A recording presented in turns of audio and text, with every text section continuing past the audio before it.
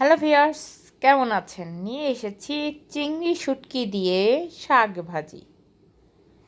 তো শাকটা অনেক ফেভারিট হয় সবার। তো চলেন দেখে নিই আজকের নতুন একটা রেসিপি, চিংড়ি শুটকি দিয়ে শাক। আমি এখানে প্রায় 3 রকমের শাক নিয়েছি। লাল শাক নিয়েছি, পালং শাক নিয়েছি, আর কুমড়া শাক নিয়েছি। আপনারা চাইলে যে কোনো একটা শাক দিয়ে করতে পারেন, কোনো সমস্যা নেই। তো আমি এই শাকগুলোকে এখন একটা কড়াইতে নিয়ে একটু ভাপ দিয়ে নিব। তো ভাপটা দিলে এটা অনেকখানি কমে যাবে, দেখতে পাচ্ছেন পাতিলের অনেক উপরে। আর দিয়ে দিচ্ছি 1 চিমটি মতো লবণ, কারণ লবণটার সাথেই পানিটা বের হয়ে আমার ভাপের মতো শাকগুলো একদম ভাপিয়ে যাবে। তো এবার আস্তে আস্তে লবণটা দেওয়ার পরে একটু গরম হতে থাকবে, আর আপনি আস্তে আস্তে উল্টিয়ে দিবেন। দেখতে দেখতে পাচ্ছেন একদম উল্টিয়ে পাল্টিয়ে এভাবে করে পানিটা শুকিয়ে আমরা এটাকে ভালোভাবে করে নিব। এবার আমার পানি শুকিয়ে গিয়েছে, আমি এবার এটাকে চুলা থেকে নামিয়ে রেখেছি। একটা ফ্রাই প্যানে আমি এখানে গরম হওয়ার পরে এখানে তেল দিয়ে নিয়েছি প্রায় 1 টেবিল চামচের মতো। এখানে 4টা শুকনো মরিচ আমি এভাবে একটু টেলে নিচ্ছি ওই তেলের মধ্যে।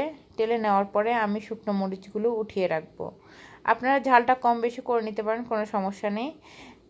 শুকনো মরিচগুলো উঠানোর পরে আমি এখানে হাফ কাপের অনুযায়ী রসুন কুচি দিয়েছি। রসুনগুলো একটু মোটা মোটা করে কুচি করেছি। তো এবার এগুলো হালকা একটু কালার চলে আসলে, রেড কালার চলে আসলে আমি এখানে আরও হাফ কাপের মতো পেঁয়াজ কুচিও দিয়ে দিব। তো আপনারা চাইলে যে কোনো একটা দিতে পারেন, কোনো সমস্যা নেই। আমি 2টো দিয়েছি, অনেক মজা লাগে 2টো দিলে। পেঁয়াজ দেওয়ার পরে আমি এখানে হালকা একটু লবণ দিয়ে নিলাম, কারণ লবণটা বেশি দিবেন না, কারণ শাকেও লবণ দেওয়া আছে আগে থেকে। ভাপানোর টাইমে যে লবণগুলো দিয়েছি।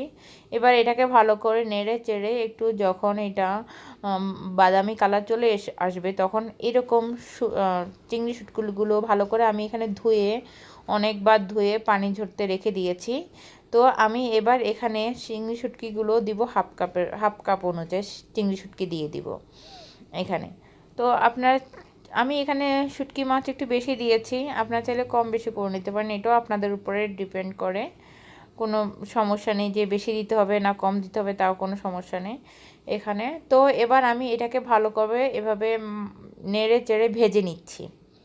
ঠিক আছে, একটু ভালোভাবে ভেজে নেবেন, কারণ আমার শাকটা অলরেডি রান্না করা আছে, শাকটা দিলে আমার বেশি টাইম লাগবে না। এবার আমি এটাকে ভালোভাবে এভাবে ভেজে নিচ্ছি।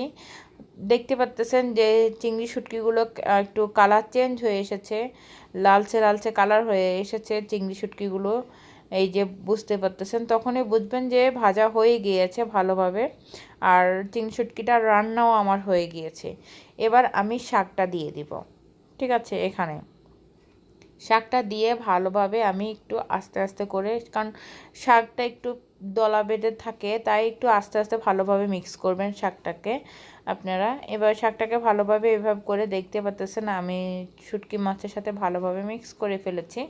এবার এভাবে করে প্রায় 10 মিনিটের মতো রান্না করব আমি লো হিটে। এভাবে করে ভালো করে নেড়ে চেড়ে, বেশি আগুন দেওয়ার দরকার নেই, তাহলে জ্বলে যাবে, পোড়া লেগে যাবে। এবার 15 মিনিট পরে আমি সেই আগের 10 মিনিট পরে আমি এখানে যে শুকনো মরিচগুলো গুঁড়ো করে রেখেছিলাম সেই মরিচটাই দিয়ে দিলাম, কারণ মরিচটা এভাবে গুঁড়ো করে দিলে ঝালটা একটু মুখে লাগে, খেতেও স্বাদ লাগে শাকের সাথে, তাই আমি এভাবে করে দিয়ে দিলাম। এবার আমার হয়ে গিয়েছে, একটা ডিশে আমি পরিবেশন করে নিয়েছি।